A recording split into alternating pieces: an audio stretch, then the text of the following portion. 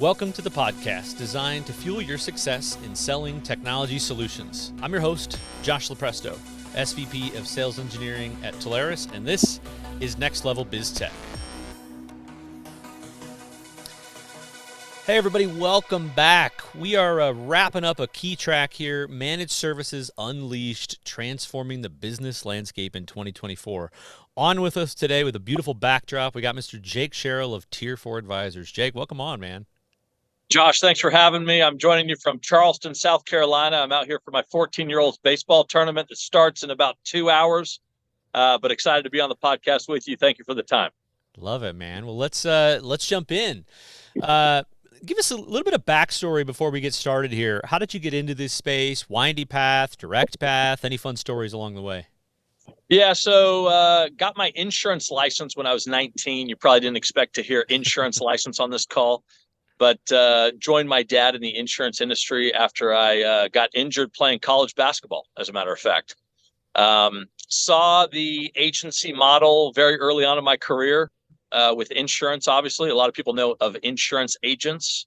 And then through my career, got a job at a data center vendor, Cisco VAR, and then heard about the channel and decided to start Tier4 Advisors back in 2013. It's been a heck of a run ever since. I love it. And for anybody that doesn't know, the basketball thing makes sense if you've met Jake, because Jake, you're all of what, 6'5", 6? How tall are you? Yeah, no one's counting, but 6'7", I guess, if I'm standing up straight. But I always tell people it's overrated unless you can make money from it. But all good. It is what it is. I love it. All right, so give us a little bit of a walkthrough here. Tier4, your approach, how you go to market, what you offer, all that good stuff. So when I started the company, it was really on the premise of not being a vendor, right? So we like to assist with strategic sourcing and IT procurement. We're a little bit different than a lot of the partners maybe in the channel focusing on circuits or telecom.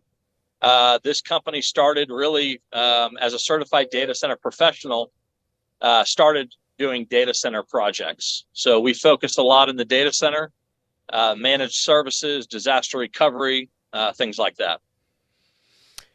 So, and I love that. I love that unique approach, right? You've definitely formed a good name for yourself in that, and it surely has launch padded from there. So kudos to you. Good success there. Give me a lesson learned. I always love to hear people that have built businesses and kind of grown these things. Maybe something from a previous mentor, great advice, or something you learned from a mistake, kind of along the way of this journey. So it was interesting when I started Tier4, I had an opportunity to meet with a CIO of a Fortune, let's just call it 100 company in Atlanta. And what I found interesting was that the CIO told me that he would take his company to the cloud back in 2012, actually before I started Tier4. So you think about the cloud back in 2012, that was very cutting edge, bleeding edge back then. And he said, I would take such and such company to the cloud if my people knew what they were doing with the cloud. And something that I learned through that conversation was the fact that sometimes you're in the right place at the right time. You just got to take advantage of an opportunity. Because I told the CIO, I said, hey, I can do that for you. His team is made up of people that have been on his team for 25 plus years. One of the folks actually retired after 31 years working for his team. And so, again, one of the things that I learned was if given an opportunity and you can actually deliver on it, jump at it and see what you can do. Yeah, I love it. I love it. Just figure out a way, right? You get nowhere if you just say no. But if you find a way, you figure it out. You just kind of learn things and, hey, less mistakes next time, but mistakes are okay. 100%. 100%. All right, so getting into the kind of the topic of today, right? We're talking about this idea of managed services, and I know that's a very broad brush, and but if you look at the trends, how everything's gone over the last few years, I guess from your perspective, why is this so much easier of a conversation than it was 5 or 10 years ago? Is it a talent shortage? Is it a knowledge gap? Is it more than that? What are you seeing out there? Yeah, so I have some interesting visibility into this because I had a chance to invest in a company called Robinson Key that we later rebranded to the Tier4 Group. 5 or 6 years ago. And my partner, Betsy Robinson, started that company about the same time that I started Tier4 Advisors. They do full-time, part-time, and contract placement. In fact, you can find out more information about them at tier4group.com if you're interested. But seeing that side of the business from a talent perspective, it's very interesting around finding and retaining talent. I think it's safe to say that cool, well-paying Fortune 500 companies with good office environments and a lot of perks have no problem hiring talent. Anybody, though, that's maybe from the Fortune 1000 to the Fortune, call it 50,000, Yeah. for a lack of a better term, they have a heck of a time finding and retaining talent, right? And even if they get lucky and find good talent, it's retaining the talent. Also, I think there's a bullet point to be made that if a W-2 employee makes a mistake or a team makes a mistake, what is your recourse as a company, right? Do you fire those people? Do you sue those people? I don't know. I mean, there's a lot of different maybe schools of thought. I think managed services have become more popular over time because the economics have changed. They've become more affordable compared to full-time W-2s. Not always are you saving money, but oftentimes you are. You also have, in some cases, some might argue, security by having an SLA or an MSA compared to maybe having internal folks. So long story short, I like to say if it's not secret sauce, there's nothing wrong with outsourcing it, right? Not saying that In-N-Out Burger wants to outsource the making of their special spread or their special recipes. But when it comes time to, lay tile or fix the roof or doing certain things that may or may not be secret sauce, I think it's a no-brainer. Focusing on partners that do that thing all day, every day is a pretty good strategy, in my opinion. So I want to pull on that thread a little bit more, and we're going to get to some examples here in just a second. So if you think about for the other partners, right, the other selling partners out there in the community listening to this, with all this drive towards managed services and all this need for help, I mean, where do you see the opportunity? Where do you see the other partners missing out? Yeah, so from a partnership perspective, you got to stay relevant with changing technologies and strategies, right? 100%. I think it's important, a lot of our agents in the industry have been selling managed WAN, managed telecom, maybe even BPO for a number of years. And when you look at infrastructure as a whole, the managed services are only becoming more and more relevant and only moving further and further up the stack. So if you're not talking to one of your clients about managed services across the entire IT department, someone else is. A lot of opportunity in not only managed infrastructure, managed telecom services, managed security, but I would argue even some of the things around change management, AI implementation, some of these other new bleeding edge, cutting edge categories that you need to, again, if you're not at the top of your game, at least have a partner, plug for Josh Lopresto and Talaris who can back you up on some of those conversations with some of your clients. So let's jump into that then. Let's go into an example. So walk me through a deal you got into, managed security, managed connectivity, and just maybe talk to me about what was the business problem and the tech stack before, and then what did it all kind of look like after? These are fun questions, by the way, because I could give you 30 different stories. I mean, I could probably give you a couple hundred stories. But the one that we decided that I was going to talk about today was a Fortune 200 client who came to us with an absolute hodgepodge of different internet connectivity vendors, primary, secondary, tertiary, hodgepodge of point of sale, POS, hodgepodge of Wi-Fi stuff in their stores, hodgepodge of different pieces of hardware in all their stores. The project had started and stopped 2 separate times. They came to us with the thought of, this is the 3rd time we're trying this. We need this to work. There's visibility at the very top. There's visibility with our franchisees. We need this to work this time. And so when you think about lessons learned of kind of what I shared earlier, we knew without a doubt that we were going to be able to add value in this conversation. When we got involved, there were about, I think, 8 or 10 different vendors that they had kind of thought about gathering bids from. Interestingly enough, shout out to Comcast, who ended up winning the project. But when we got involved, I said, hey, why are these few vendors not on your list? Comcast was one of them. And it's interesting because you're sitting in a room with 10 or 12 people that are very confident that they already know what they're doing. Mm-hmm. A couple of them you can feel like, they're wondering, why is Tier 4 here? Who are these guys? Yeah. Right? So I'm sitting at the table and I say, why is vendor A, B, and C not on this list? And no, in no particular order, but Comcast again was one of them. And they said, well, we didn't think about them, or whatever their excuse was.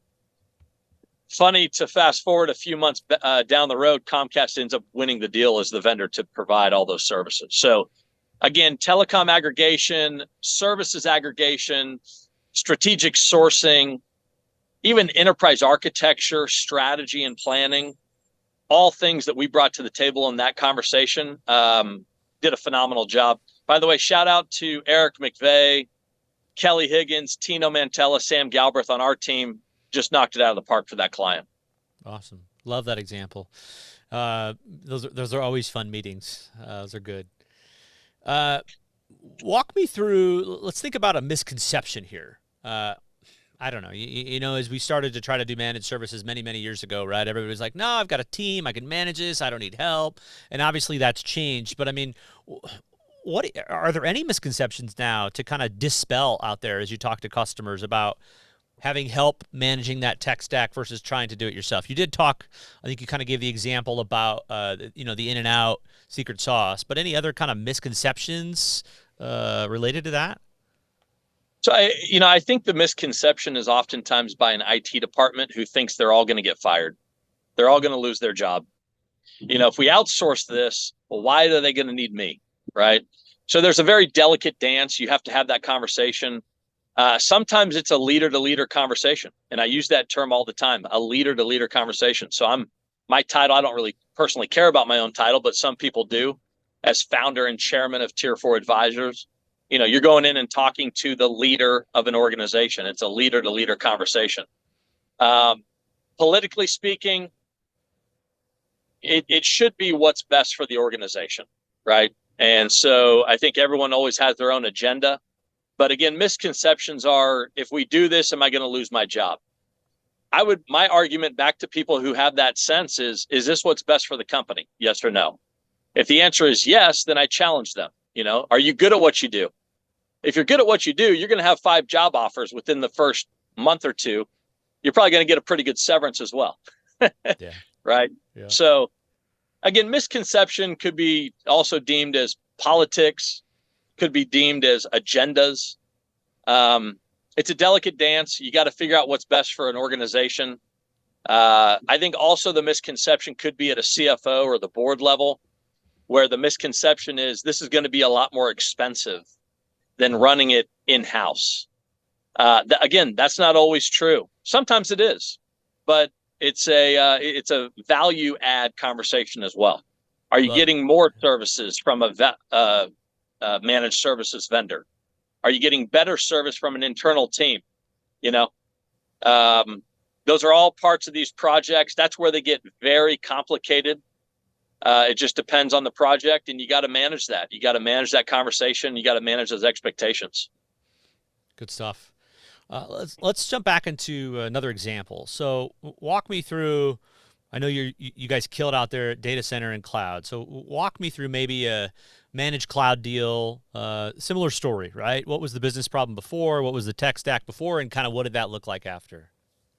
All right. So another one that was a little ways back, but wanted to share this story because I think it's important to reference the fact of, the role of a trusted advisor, right? All right. So I don't want to give away too much because some people might be able to back into who this would be, but let's say it's more than 100 hospital beds, less than 1,000.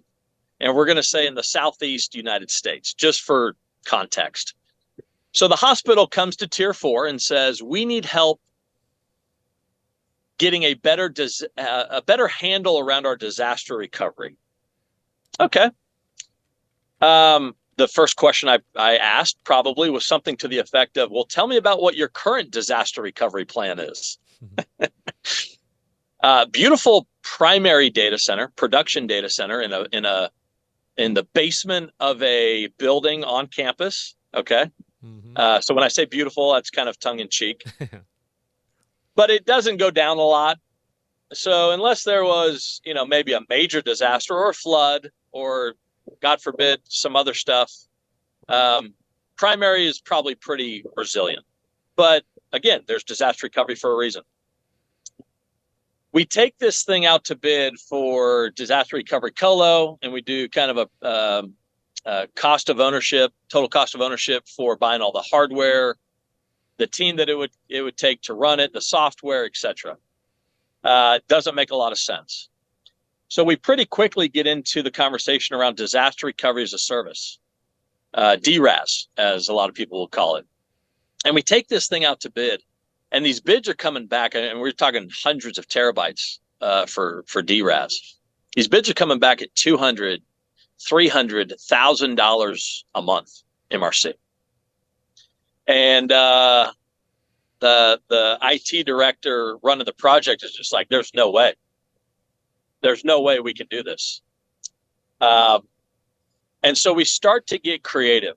And I don't want to say I'm proud, but I'm pleased to say that part of the value add that we, Tier 4 and I brought to this conversation was that we were able to back into the idea or the realization that they had purchased a brand new SAN storage. They purchased brand new storage for production ahead of schedule, which allowed their storage for their DR environment to be relatively new as well. A lot of these DRAS conversations are typical economic conversations. Mm-hmm. The vendor has to go out and buy a bunch of hardware. They gotta man the environment, so to speak. They're buying software. They're paying for power, co-location space, connectivity, etc. Right? Mm-hmm. So we backed into basically going from $200,000 to $300,000 a month to trying to get creative with some of these vendors and saying, hey, we have our own storage. What if we, instead of giving you a big setup fee and a big monthly, what if we gave you our storage for our DR environment that you're going to manage? And the vendors came back, a number of them, and said, we've never done that before. And we're like, yeah, we're aware that you've never done it before, but what if we could try to get creative to get the cost low? I'm going to say long story short at this point, but long story short, $79,000 a month MRC, 5-year contract, DRAS for a sizable hospital system in the Southeast, going from praying was their strategy for DR. And I said, what do you mean by praying? We pray that we don't have to use our DR. That was their strategy when I got involved. To go in DRAS instead of 200s, 300s a month, much more affordable, and got creative. That was a big value add that came from a channel partner being involved there, not only from the client perspective, but from a vendor perspective. There was no way they were winning that business at $240 or $310,000 a month, but they won it at $79,000 a month. So pretty cool use case right there. Yeah, I love that. I love the fact that it's a 5-year deal too. That's crazy. That's just wild. That's conviction. Well, and let's talk about that for a second, if you will, because a lot of these deals, how long does it take to install? Mm-hmm. Right? How long does it take to even kind of find the water cooler, as they say, right, of getting a new job? So you're going to sign, what, a 2-year deal on something that's going to take a year for it to even work?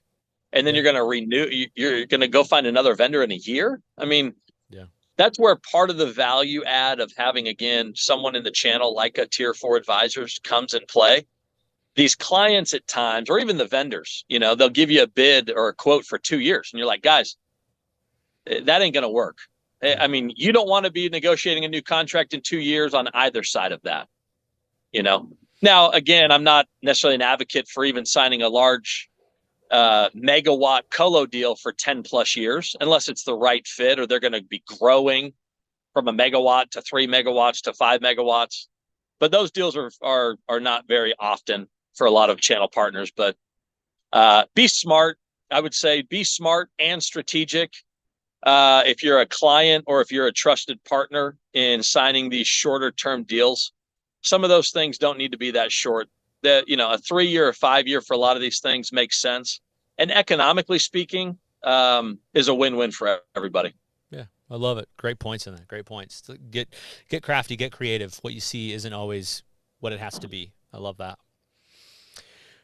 Okay, so final couple thoughts here. If I'm, if I'm a partner, I'm listening. I want to dive a little bit deeper into managed security, managed cloud, data center, things like that. What would you advise the other partners out there? Maybe just some of your favorite discovery questions to kind of open up that talk track a little more. So you're asking for my secret sauce here at Tier4 Advisors, huh? Well, like your No, least favorite ones. I'm going to assume that some of my frenemies are listening to this. No, so, we haven't really talked much about security, but huge opportunity, huge opportunity. I don't know what the numbers are, but I think it's fair to say hundreds of thousands, maybe even millions of people out there. Kind of like we have a pilot shortage and a nurse shortage. You have an IT security and compliance shortage right now, probably worldwide. Again, if you're not having those conversations with your clients, someone else is, right? Just because you helped them with a DIA circuit a year or 5 ago doesn't mean that client's always going to knock on your door to come out and find a new MSSP. So security from a channel perspective, I would still put as blue waters. If someone wanted to use the analogy of red waters as connectivity at this point, fairly saturated. But I would be peeling the onion back. I'd be asking people what their challenges are, finding and retaining talent. Have they had a security event in the last year or 5?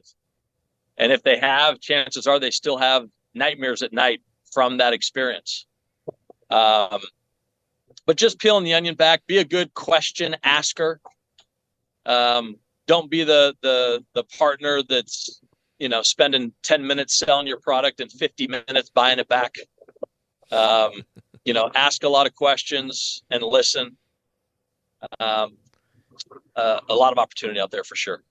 Yeah, I think the thing that I've seen in this is that sometimes we have so much to offer, right, in this community, the customers just don't know, right? And so they might have a go-to-market motion that they've already used for all these other services. And sometimes it's just an awareness of, how many times have we heard that? I didn't know you could do that. I didn't know you could do that, right? I've heard that conversation a lot because there's, hundreds of suppliers. There's so many different OEMs within those suppliers, and the list is long. That's right, 100%. And again, if you're not an expert personally in certain things, at least be good enough at asking questions and saying something to the effect of, that sounds great. On our next call, I'm going to have Josh Lopresto, one of my partners, on the call, and we'll dig a little bit deeper in there or something like that. Love it. Love it. All right. Final thought here, Jake. So, we've got a lot, evolving here from a tech landscape perspective. We got all kinds of fun technologies out there that are in our face every day. But if you just kind of look at where this managed service landscape is going, albeit cloud, albeit security, albeit network, any predictions from you of what this looks like over the next couple of years? Is anything different? I think next couple of years, you'll have a couple minor changes, but nothing major. I think, if we're talking a decade down the road, it'll be interesting to see at what point are IT departments entirely outsourced, or at what percentage of an IT department is outsourced. I don't know what the numbers are now, but, I'm just thinking of, a typical client. So let's say 500 million a year in revenue, a few hundred employees, or 500 employees, IT department of, let's say, 8 or 15 people. A lot of those type companies are leaning on managed services partners, managed service providers for SOC, NOC, DRAS, hardware deployments. You could call them a VAR, but they're more MSP. They're buying all their software, or a lot of their software, through those partners, things like that. I think that trend will continue. to grow and become more popular. If or when, Microsoft, for example, who would have done Microsoft Teams for dial tone 10 years ago? Nobody, right? But as some of these larger organizations become more and more everything to everybody, there's a little bit of risk there. But you still are going to have conversations around, hey, what vendors do X best? And, if you know the answer to that, I think the opportunities are going to continue to grow. All right, we'll wrap it up right there. Jake, thanks so much, man. Good nuggets, lots of good stuff on here. Appreciate you coming on, man. First guest to wear sunglasses and do it outside. I don't know. Maybe best guest, best dressed, steeple, all of the above. You can't beat Charleston. Hey, shout out. If you have never been to Charleston, South Carolina, check it out. Awesome. Lots of history, good food, the beaches, easy to fly in and out nowadays. Good airport. Love it. Love it. All right. Good stuff. That wraps us up for today. Okay. We got Jake Sherrill, Tier4 Advisors, founder and CEO. I'm your host, Josh Lopresto, SVP of Sales Engineering. We're talking managed services unleashed. Until next time. Next Level BizTech has been a production of Telarus Studio 19. Please visit Telarus.com for more information.